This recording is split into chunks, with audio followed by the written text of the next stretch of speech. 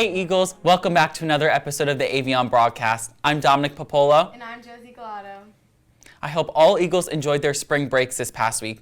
What did you do over break, Josie? Well, I basically just worked, hung out with some friends, went to the beach. How about you, Dom? No, I did the same. I went back home to New Jersey and was hanging out with friends. I saw one of my friends' high school shows and had a good time. And you know, Josie, even though we were all away for a week, that doesn't mean that the world stopped moving.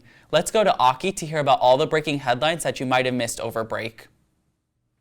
Welcome back to National News. Just a few days ago, on March 14th, NASA released their official article summarizing a successful test of a new sophisticated positioning system to be used by Project Artemis crews to safely visit and hopefully establish a permanent human presence on the lunar surface.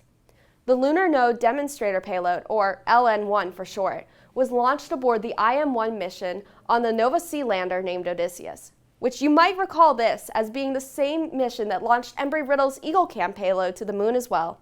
The original goal of the LN-1 payload was to have the beacon transmit around the clock for the Deep Space Network, or DSN, to receive 10 hours a day. However, due to the orientation the Odysseus ended up in post-touchdown, the LN-1 was only able to send out two 15-minute long transmissions. But the DSN was still able to successfully lock on to the signal and send the transmission back to researchers at the Marshall Space Flight Center, the Jet Propulsion Lab, and Morehead State University. LN-1 was even able to provide critical navigational backup to the IM-1's onboard system. Overall, the payload was deemed a success, and with time, the technology could be used not only by Artemis crews on the moon, but by international crews in a massive data web, and even crews traveling back between the moon and Mars. The future is bright for technology like LN-1.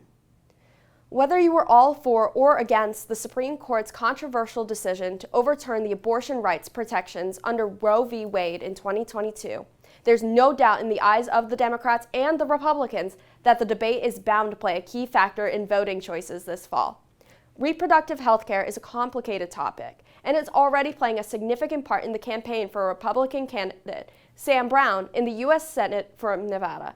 This candidate's evolving stance on a national abortion ban seems to highlight just how decisive this topic might turn out to be as this election year wears on, beyond the congressional ballots and into the presidential.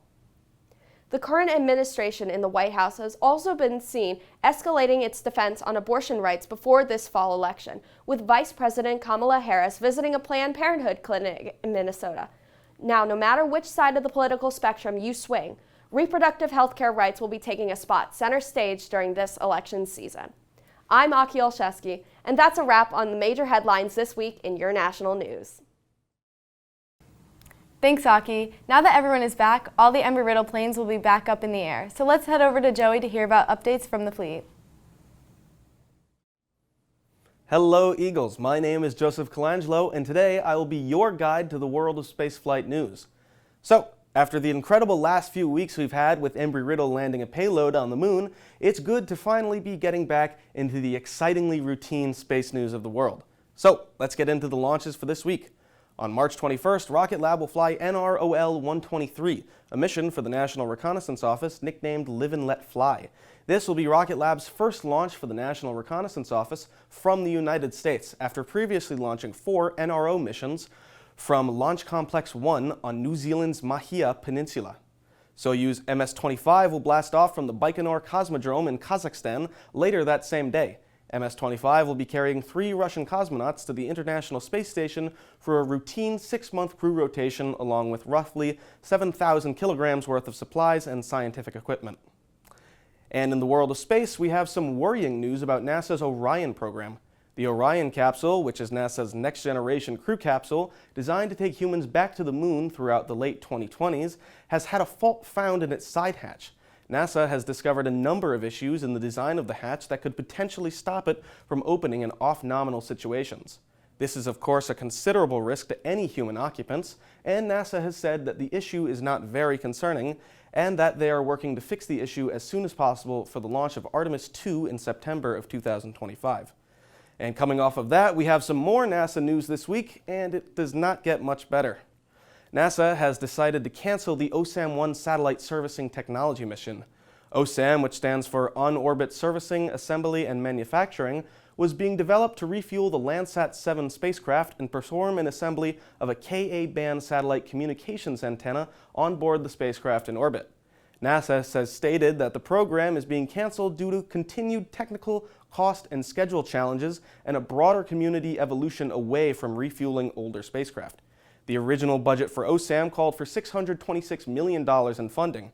Over the course of several years, the budget request grew to over $2 billion, and its launch was delayed until 2026. To put this value into perspective, NASA has a budget of $25.4 billion. To put it simply, no one wanted this satellite anymore. While it's crucial to establish on-orbit assembly of critical spaceflight components, this is an important lesson in making these projects financially viable. And to cap off this segment, let's cover something really exciting. SpaceX conducted a partially successful and fully exciting test flight of its Starship Super Heavy rocket. The 4,000-ton, 118-meter-tall rocket lifted off from Boca Chica, Texas on March 14th, leaving millions of people around the world glued to their phones and computers to see just how far Starship would make it this time. Following a successful detachment from the Super Heavy booster, Starship officially made it into space and conducted brief engineering tests of its propellant transfer abilities and the operation of its payload bay. After a little under an hour in space, Starship re-entered the Earth's atmosphere and, in complete Kerbal fashion, faced the full brunt of our atmosphere while spinning out of control. The vehicle was destroyed over the Sea of India, and no attempts will be made to recover it. An overall astoundingly successful test for SpaceX and a major step forward towards boots on Mars.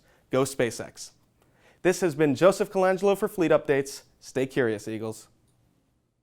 Thanks, Joey. You know, coming back from spring break in New Jersey, I was expecting it to be a lot warmer than this. I was practically in my winter clothes this morning.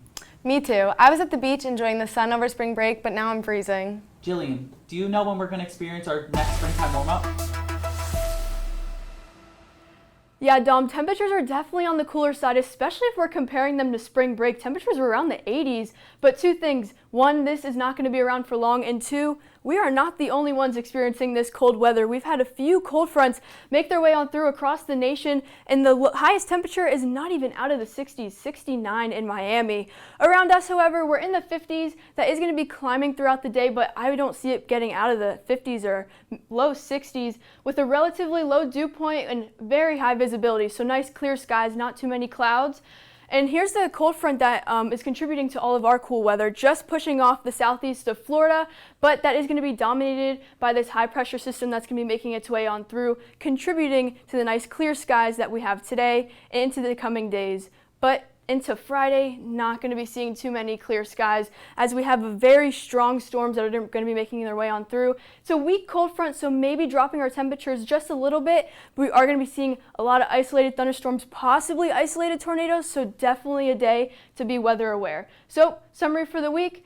Cooler temperatures today into tomorrow, but that is going to be heating up, and then a lot of storms making their way on through into Friday with a little bit of cooler temperatures Saturday into the beginning of next week.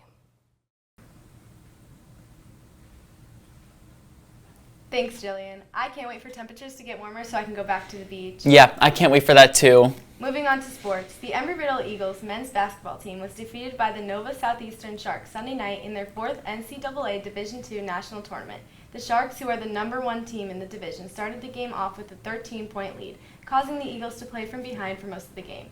While they were close, even getting within 4 points during the game, it ultimately was not enough to win. Great game, Eagles. You made us so proud. The women's basketball team season also came to an end over the weekend when they were defeated by the Tampa Spartans, who are the #6 team in the NCAA Division II South Region tournament. The Eagles fought hard for 40 minutes, however, Tampa was still able to claim victory.